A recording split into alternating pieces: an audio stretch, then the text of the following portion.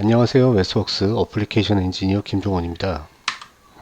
이 비디오에서는 모바일 패스 플래닝 시리즈 비디오의 두 번째 파트로 매트랩에서 제공하는 패스 플래너를 사용함에 있어서 기본이 되는 몇 가지 요소들에 대해서 설명을 드리도록 하겠습니다.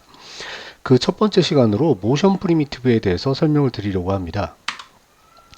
자, 모션 프리미티브란 무엇인지, 모션 프리미티브는 언제 사용되는지에 대해서도 설명드릴 거고요. 에커먼 스티어링 컨스트레인트와 같은 이런 컨스트레인트를 고려한 모션 프리미티브에 대해서 어떻게 구현을 할 수 있는지에 대해서도 설명을 드리도록 하겠습니다. 자, 모션 프리미티브란 로봇이 취할 수 있는 모션입니다. 일반적으로 이런 모션 프리미티브를 미리 연산을 해두고 모션 프리미티브를 조합해서 좀 더 복잡한 형태의 전체 패스를 생성을 하거나 패스 플래닝 알고리즘이 공간을 탐색할 때 공간을 샘플링하는 용도로도 사용이 됩니다. 자, 그렇게 하면 전체 패스를 생성할 때 혹은 공간을 검색할 때 연산량을 줄여서 연산에 소모되는 시간을 최소화할 수 있겠죠. 그리고 공간을 샘플링할 때 내가 사용하는 로봇이 취할 수 없는 접근 불가한 모션을 샘플링하는 게 아니라 실제 로봇이 구현 가능한 모션을 샘플링해야 되기 때문에 이러한 모션 프리미티브를 미리 계산해서 공간을 샘플링하게 됩니다. 자, 그리고 어떤 경로가 결정되었을 때 이 경로가 최적 경로인지 아닌지 확인하기 위해서 비용을 계산하게 되는데, 다른 경로와 비교했을 때 뭐 이런 비용을 기준으로 해서 경로를 선택하기도 하죠. 이때도 모션 프리미티브가 사용됩니다. 자, 이러한 업무에 적용하기 위해서 모션 프리미티브는 몇 가지 성격을 가져야 됩니다. 모션 프리미티브를 조합해서 더 복잡한 형태의 패스를 만들어낼 거기 때문에 모션 프리미티브의 형상이 혹은 표현 방법이 복잡하면 안 됩니다. 굉장히 단순해야 되고요. 이것을 조합했을 때 패스도 최대한 단순하게 표현할 수 있어야 되기 때문에 굉장히 단순해야 됩니다. 자, 그리고 패스 플래닝을 하는데 반복적으로 많이 사용되기 때문에 재사용성을 가지도록 설계되어야 됩니다.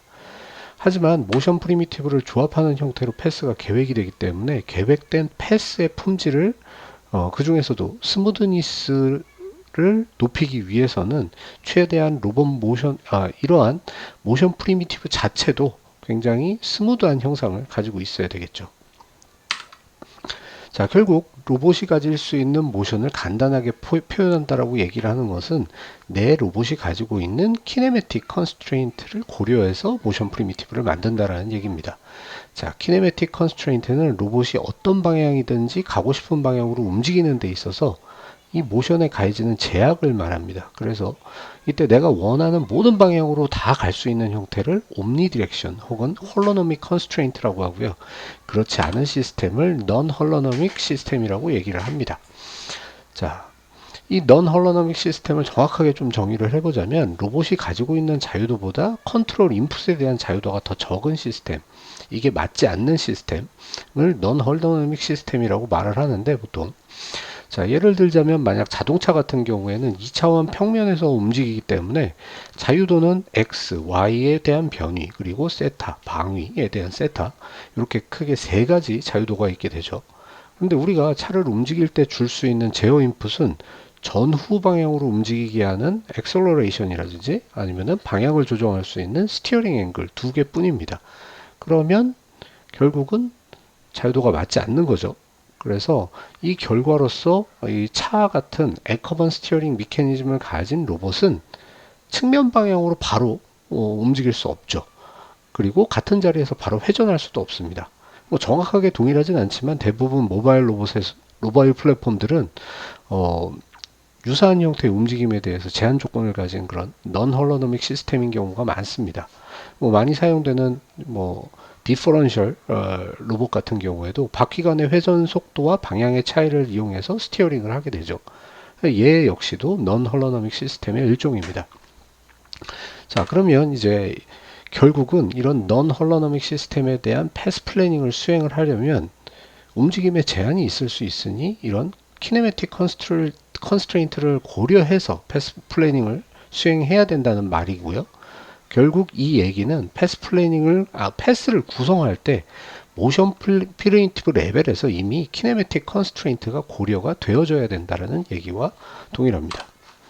자, 그럼 넌 홀로노믹 시스템을 위한 모션 프리미티브에는 어떤 것들이 존재를 할까요? 먼저 너빈 모델이라는 것이 있습니다. 너빈 모델은 시작 포즈에서 완료 포즈까지 우회전, 좌회전, 직진 3개의 움직임을 3번 조합해서 최적 경로를 만들어내는 방법입니다. 그래서 이 두 포즈는 수학적으로 6가지의 모델 중 하나로 연결이 될 수 있습니다. 자, 그럼 어떻게 연결될 수 있는지 예를 한번 들어보죠. 여기 시작 포즈와 완료 포즈 2가지가 있습니다. 자, 먼저 왼쪽부터 좌회전, 직진, 그리고 다시 좌회전 해서 연결되니까 이걸 LSL 타입의 모션이라고 얘기를 합니다. 자, 그리고 오른쪽 같은 경우에는 우회전, 직진, 다시 좌회전 해서 연결이 되므로 이거는 RSL 타입의 모션이라고 얘기를 합니다. 이런 움직임을 갖는 굉장히 좋은 예 중에 하나는 비행기겠죠. 후진이 불가능한 비행기가 방향을 바꿔서 반대로 넘어가려고 하려면 크게 삥 둘러서 저런 식으로 연결이 되어야지만 방향을 돌릴 수가 있겠죠. 자, 하지만 이걸로는 부족합니다. 비행기면 모르겠지만 창고 물류 로봇이라든지 주차하는 차량처럼 한정된 공간에서 공간과 에너지를 효율적으로 좀 사용을 하려고 하면 후진이 가능해야 합니다. 후진을 고려를 해야 되죠. 그래서 너빈 패스 모델의 아이디어를 확정해서 후진까지 고려할 수 있게 개발한 게 바로 리드 셰프 모델입니다. 이 방법도 직진, 좌선회, 우선회 이렇게 표현이 되는데 여기에 움직임이 없는 N이라는 것도 추가가 됩니다. 그리고 리드 셰프는 이 움직임을 5회 조합을 해서 연결을 하게 되는데 3회 만에 연결된다거나 혹은 4회 만에 연결된다 그러면 그 뒤에 움직임들이 필요가 없겠죠. 그래서 그걸 N으로 표현을 하게 됩니다. 자, 여기에 전진, 후진을 부호로 표현을 하고요. 이렇게 조합을 해서 48개의 움직임 조합을 만들어서 2개의 포즈를 연결하는 방법을 구현을 하게 됩니다. 자, 나중에 그 중에서 불필요한 2가지를 제거를 해서 최종적으로 46개의 움직임이 아래 표와 같이 이렇게 조합이 됩니다. 패스 플래닝에서 굉장히 유명한 책에서 나온 테이블을 참고를 하고 있으니 이런 부분 참고하시기 바랍니다. 자, 그래서 또 하나의 예를 한번 들어보자면 주차를 하기 위해서 2개의 포즈를 연결을 하면 이렇게 R 플러스 L 마이너스 S 마이너스 R 마이너스 N 형태의 움직임으로 표현이 될 수 있게 되는 겁니다. 그러면 주차를 완료할 수 있겠죠. 자, 내비게이션 툴박스에서는 내브 패스, 너빈 패스, 리드 셰프 패스 이 3가지 모션 프리미티브를 제공을 합니다. 이 함수들은 가능한 여러 모션 프리미티브에서 가장 효율적인 연결 프리미티브를 제공하는 것 뿐만 아니라 이렇게 연결된 모션 프리미티브를 시각화하는 함수도 같이 제공을 합니다. 그래서 여러분들이 함수를 그리고 이렇게 직접 사용하는 것 외에도 여러분들이 만약 패스 플래닝 함수를 갖다가 나중에 사용을 하게 된다라고 얘기하면은 여기에 옵션들이 있습니다. 그래서 이 옵션을 선택함으로써 알고리즘 내부에서 공간을 샘플링 하는 데 사용하기도 하고 또 생성된 패스를 조합하는 데도 이런 모션 프리미티브가 사용이 되게 됩니다. 자, 가장 첫 번째 설명드릴 프리미티브는 내부 패스 오브젝트입니다. 자, 내부 패스 오브젝트는 그냥 바로 직선으로 연결을 하는 패스 오브젝트입니다. 여기에는 append, interpolate, passLength와 같은 메소드를 제공을 하고 있고요. 자, 코드를 통해서 한번 확인을 해보면 자, 일단 어떤 공간에서 이런 패스를 연결할 모션 프리미티브를 만들 건지 스테이트 스페이스를 먼저 정합니다. 여기에서는 SE3 스테이트 스페이스를 정의합니다. 3차원에 대한 스테이트 스페이스고요. X, Y, Z 그리고 또 방위에 대한 스테이트들까지 해서 7개의 스테이트에 대해서 민맥스 바운더리를 정해주게 됩니다. 자, 그리고 난 다음에는 SE3 스테이트 스페이스에서 모션 프리미티브 오브젝트를 생성을 하게 됩니다. 자, 그럼 좀 전에 말씀드린 append라는 메소드를 사용을 해서 웨이포인트를 여기다가 추가를 하고요. 인터폴레이트 메소드를 이용해서 이 만들어진 모션 프리미티브를 균일한 간격으로 250개로 쪼개게 되면은 자, 이 오브젝트는 이제 250개의 스테이트 값을 가진 패스 세그먼트를 가지게 됩니다. 자, 그 다음에 이것들을 갖다가 한번 그려보면요.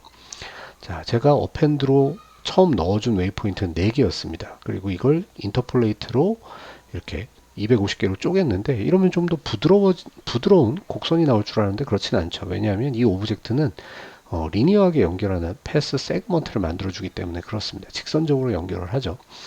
자, 그래서 아무리 250개로 쪼개더라도 저렇게 처음에 4개의 웨이포인트 때와 동일하게 부드럽지 않은 그냥 직선으로 연결되는 형태로 표현이 됩니다. 저걸 만약 부드럽게 표현하고 싶으시다 그러면 패스를 부드럽게 연결해서 트레젝터리를 만드는 트레젝터리 제너레이션 함수들을 사용을 하시면 됩니다. 자, 어쨌든 그리고 난 다음에 패스 랭스라는 메소드를 사용해서 전체 패스의 길이도 확인하실 수가 있습니다. 자, 두 번째는 더빙 패스입니다. 더빙 패스에 관련돼서는 두 개의 오브젝트가 존재를 합니다. 자, 더빙 커넥션이라는 오브젝트는 두 개의 포즈를 더빙 모델로 연결하기 위해서 필요한 정보를 입력하고 실제로 연결을 해주는 오브젝트고요. 자, 여기에서 나온 결과물을 저장하는 오브젝트가 바로 더빙 패스 세그먼트 오브젝트입니다. 자, 그래서 코드를 한번 또 예제를 통해서 한번 보면요. 자, 더빙 커넥션이라는 오브젝트를 먼저 만들죠. 자, 여기에다가 시작 포스와 종료 포즈를 집어넣고요. 그 다음에 커넥트라는 메소드를 이용해서 자, 패스 세그먼트가 출력이 되게 됩니다. 자, 이게 바로 더빙 패스 세그먼트 형태로 구성이 되게 되는 거죠. 자, 만들어진 더빙 패스 세그먼트 오브젝트가 글씨가 좀 작긴 하지만 한번 보게 되면은 자, 매트랩 커맨드 윈도우에다가 이 세그먼트 오브젝트를 치게 되면은 아래와 같은 내용이 나옵니다. 스타트 포즈는 뭐고, 골 포즈는 뭐고, 미닝 턴 레디어스는 1인데 RLR 타입으로 연결되어 있다. 전체 길이는 5.778이다. 이런 여러 가지 정보들을 주게 됩니다. 자, 역시나 인터폴레이트 메소드를 가지고 있고요. 쇼 메소드를 이용해서 그려보실 수도 있습니다. 자, 그리고 마찬가지로 리드 쉐프도 커넥션과 패스 세그먼트에 관련된 오브젝트를 가지고 있고요. 마찬가지로 리드 쉐프 커넥션 오브젝트 생성해서 커넥트라는 메소드를 이용해서 패스를 생성해 보면 이번에는 LRL NN 타입이라고 이렇게 얘기를 해줍니다. 그리고 똑같이 그림을 그려줄 수도 있습니다. 그래서 초록색 시작 포인트에서 빨간색 포즈로 가기 위해서 두 개의 검은 점에서 주행 방향을 바꿔서 전진, 후진, 전진 해서 목표 지점에 도달하는 게 보입니다. 자, 그런데 지금까지 보신 내용은 내비게이션 툴박스에서 지원하는 내용이고요. UAV 툴박스에서도 이런 모션 프리미티브를 지원하고 있습니다.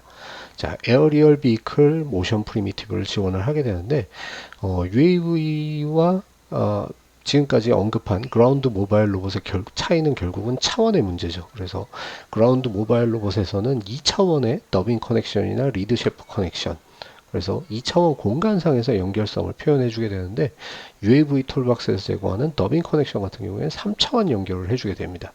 그렇게 하면은 이 두 포즈를 갖다가 연결을 한번 해보면 이런 식으로 커넥션이 돼서요.